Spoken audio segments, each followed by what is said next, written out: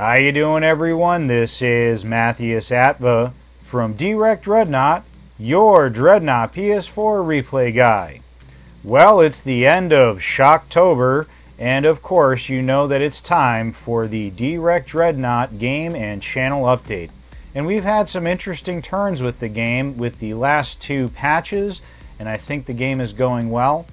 In this update, we'll be looking at, of course, the new and improved weaponry on all your favorite dreadnoughts in the game, and we also will be rehashing some of the changes made to artillery in the last patch. And at the end of the video, we will be, of course, updating you on what's new with the channel and what you can expect for Dee Rek Dreadnought.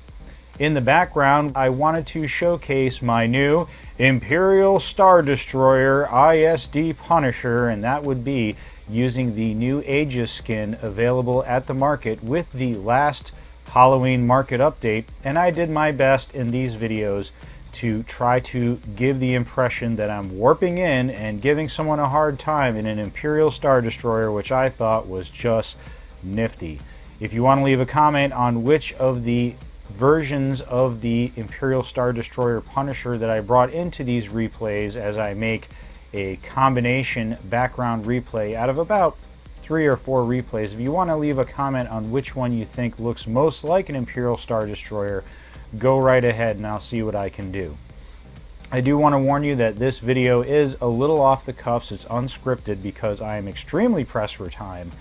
I am currently packing and getting ready to leave on yet another work trip, and I am making this video on Sunday and trying to release it on Wednesday, so if I miss some important game information for Dreadnought in the next upcoming 2 to 3 days, I promise to make a video about it as soon as I get back.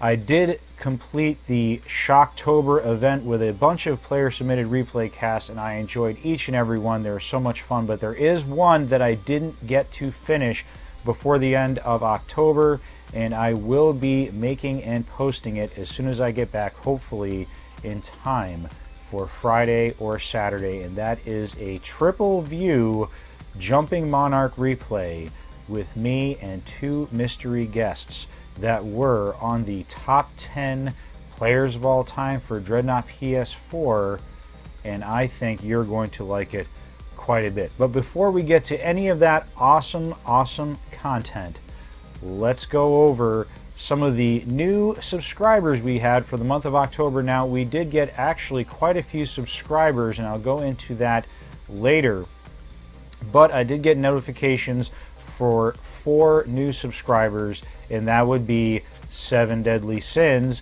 Vandar SO, Cody Couture, and Jimmy689. Welcome to the Dreadheads, folks, and thanks for docking in Sinley Bay. If you did not get a shout out and you subscribed in the month of October, it's because your notifications are hidden and I did not get a notification for your subscription. And of course, we want to give a huge shout out to all my friends and family who are leaving comments on all my replays and keeping the conversation about Dreadnought going on and keeping it fresh. And that would be, of course, Yuls, Shane Na, Mr. D-Bart, who also likes my new Gundam content, and speaking of which, Nick Mecca, who better like the new Gundam content, Manny, Dude VT, who I suspect as soon as he downloads the new Gundam game will be joining me in the fight against the dreaded Zeon, Curtis, Lu Jiang, Cyanosis Gaming, who is also showing an interest in the new Gundam content, and we will get to that at the end of this update, Leonard Smoke, Chibi, Justin, Lava, Sharky, Lone Wolf, Kyle, and James Perez, who better download the Gundam game, considering I know for a fact he is a huge Gundam fan. Thank you very much, guys. You are the reason that I keep putting so much time and effort into the channel. I want to make sure that you enjoy the Dreadnought game and have a place to go to share all your Dreadnought hopes and dreams.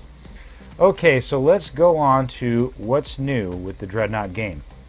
In the last patch, the Halloween Market patch, and if you want to see more details on the Halloween Market patch, go ahead and click on my Halloween market patch notes video, which will be linked at the end of this one, we had a whole bunch of new content for the market in that patch, but the important game-changing balance issue is that now you can put your secondary repeaters away on your Dreadnought because all the Dreadnought primary weapons got a huge buff.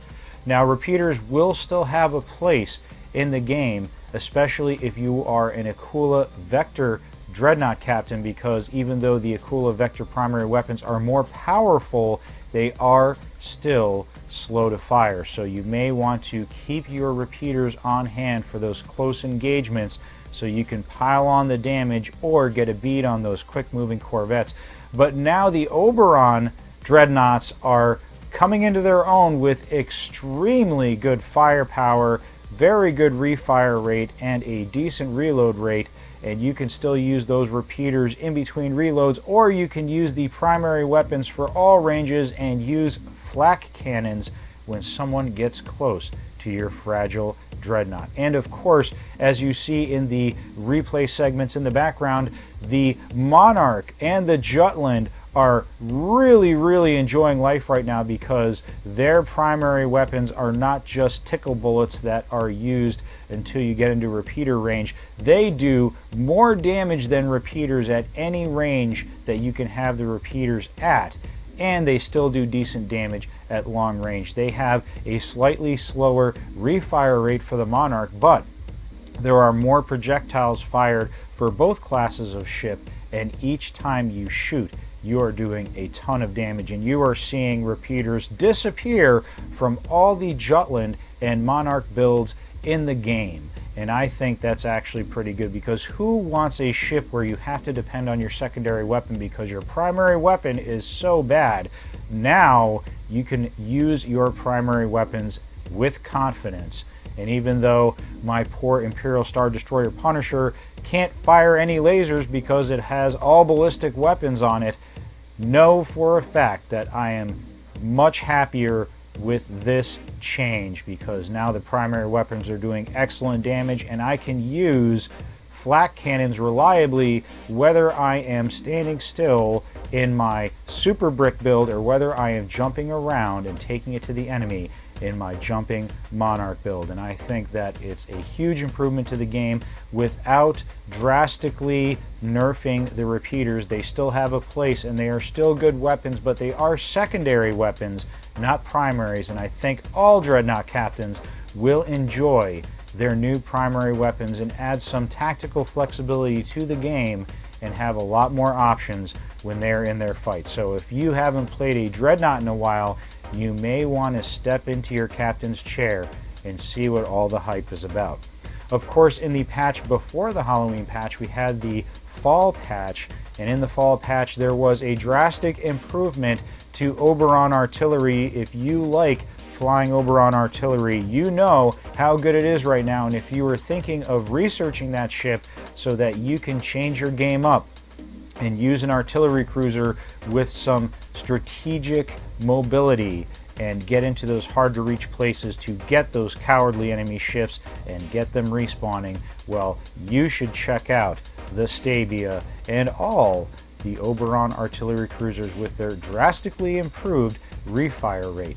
And of course, Akula Vector did not get left out, because Akula Vector now has a roughly 500 point damage to their main weapons at tier 4 and tier 5, and I have been personally using my Akula Vector artillery lately to put the punishment on the enemy while absorbing all of the firepower with this very hard to hit and very tanky artillery cruiser. But of course, Jupiter Arms got their buff a long time ago, quite a few months ago. They got a substantial range buff, and they are still the kings of the one-hit kill and can do it up to 8,600 meters. So we are seeing very subtle changes made to the game, and we are seeing improvements on many ships that were left in the dust in the past, and I think that is very good. Well, there have been many improvements and subtle tweaks and changes to modules, but again, if you want to see many of those improvements and tweaks and changes, you should probably click on my patch notes videos that I've made in the last couple months and catch you up on all the current events as far as Dreadnought is concerned. So, what is new with the Dee Rek Dreadnought channel? Well, I've been focusing a lot on player-submitted replay casts and tactics and strategy videos where I can, because the honesty of it all is that I have so many terrific replays that I just don't think subscribers and viewers want to see the same old content as I've been posting before.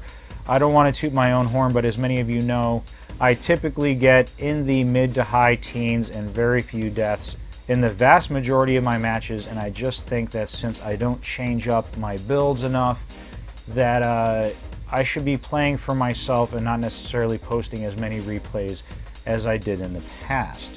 I still try to post the occasional replay where I think I did exceptionally well and it was action-packed and enjoyable to watch, and I do try to put a little more tender loving care in each replay to make it more enjoyable and a little more funny and fun to watch as well. But I do want to start making a shift to content that will help you with your game, and I do have a couple videos planned for late November, early December that will help you with your game, with your squad-based tactics, with your strategy, and what you can do in certain gameplay modes. Of course, though, I want to see your content. I love casting, and if we ever get professional esports in Dreadnought, I want to be the one that delivers that excitement to you. And we have been seeing many very exciting player-submitted replay casts, and they are not just fun to watch, they are fun for me to make as well. And I'm very happy with the feedback I've been getting from those and from the players who submitted them. Additionally, I am trying to work on getting multiple views wherever I can, so that when we have the opportunity to make esports, or even if we don't, we can have player-submitted replay casts that have multiple views, not just from one or two players, but maybe one day 4 or more players, and maybe even players on opposite sides, to get a truly immersive, action-packed experience for you, so that you can appreciate the game, appreciate your fellow players, and we can make Dreadnought more exciting for us as well as for the rest of the community. So stay tuned. We still have a lot of great content for Dreadnought coming up, and it is still the primary focus of my channel. I'm just shifting a little more to you guys and to what your gameplay experiences are like, and also shifting into videos that will help your game get better. But there is a new addition to the channel, and that is Gundam Sunday. Now, this is not me slowly shifting to another game because I believe Dreadnought is going to die. I am going to stick with Dreadnought until they pull the plug, and you can count on that. But a little about me: I am a huge Gundam fan. The first time I watched Gundam was Operation Stardust Memory Universal Century 83, and I watched that in high school.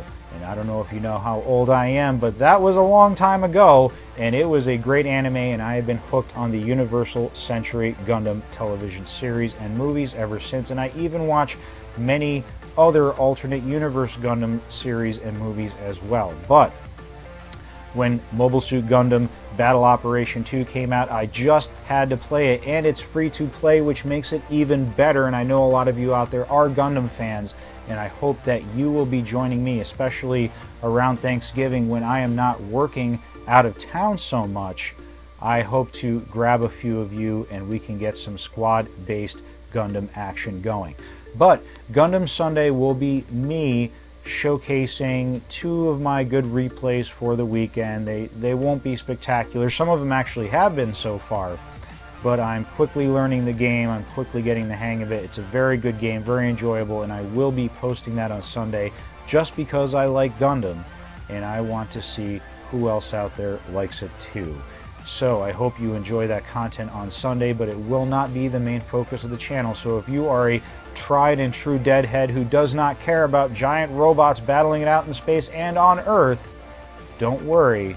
Most of the content will still be Dreadnought focused. But if you have any interest in joining me in the Gundam arena, you go ahead, grab my attention either on PlayStation Network Communication or in the comments below, and we'll see what we can do to start playing together and advancing our levels that much quicker. Well, I didn't want to make this update video too long since it is unscripted. Sometimes I do get ranty, but I did want to close with this. Many players, many subscribers and viewers have asked why I don't have higher numbers on the channel. And I have been watching the analytics, and what I've discovered is that YouTube, the algorithm, usually unsubscribes viewers at about 6 months.